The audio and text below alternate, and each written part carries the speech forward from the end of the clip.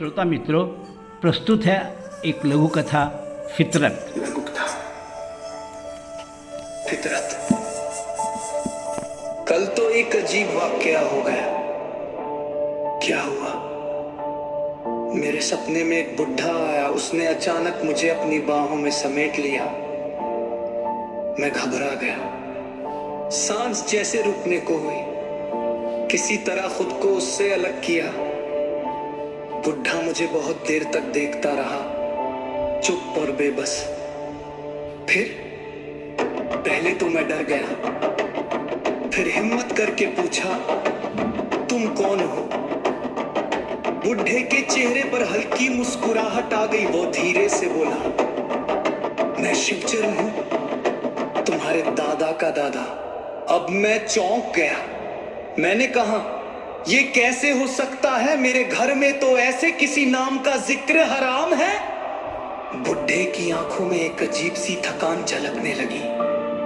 बेटा, नाम बदल देने से रिश्ते नहीं बदलते।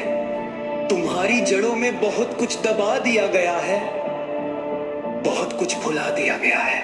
मैंने झुंझलाकर कहा, ये तुम कैसी बहकी बहकी बातें कर रहे हो? मेरे खानदान में ऐसा नाम किसी का नहीं है।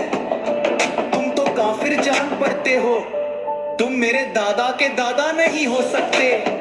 बुढ़ा चुप रहा। उसने एक लंबी सांस ली, जैसे सदियों का बोझ उसके सीने में दफन हो।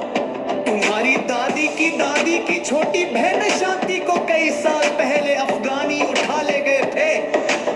वही शांति मेरी बहन थी। उसके बाद हमारी कहानियां बिखर गई, लेकिन खून कभी झूठ नहीं बोलता। बुढ़े की आवाज भारी हो गई थी। फिर क्या हुआ? अचानक कमरे में अंधेरा फैलने लगा। मैं बेचैन हो उठा। होना क्या था? डर ने मेरी नींद उड़ा दी।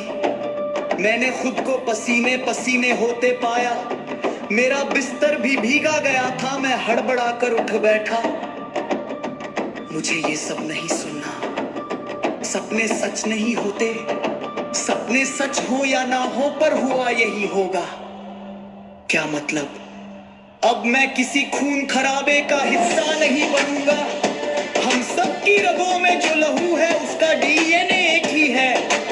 इतना सुनते ही यार का खून खौल गया। वो बोला, इसके पहले कि मेरा खंजर तेरे सीने में घुसे, तू यहां से दफा हो जा। ये कैसी बात कर रहा है? तू भी मेरा भाई है। भाई भाई छोड़, तू काफिराना बात कर रहा है, इसलिए सब कुछ हो सकता है। उसकी आंखों में दरिंदगी तैरने लगी। इसके पहले कि यार की बात को समझ पाता, अपनी फितरत से मजबूर वो उस पर झपट पड़ा। ये होती है सांप्रदायिकता।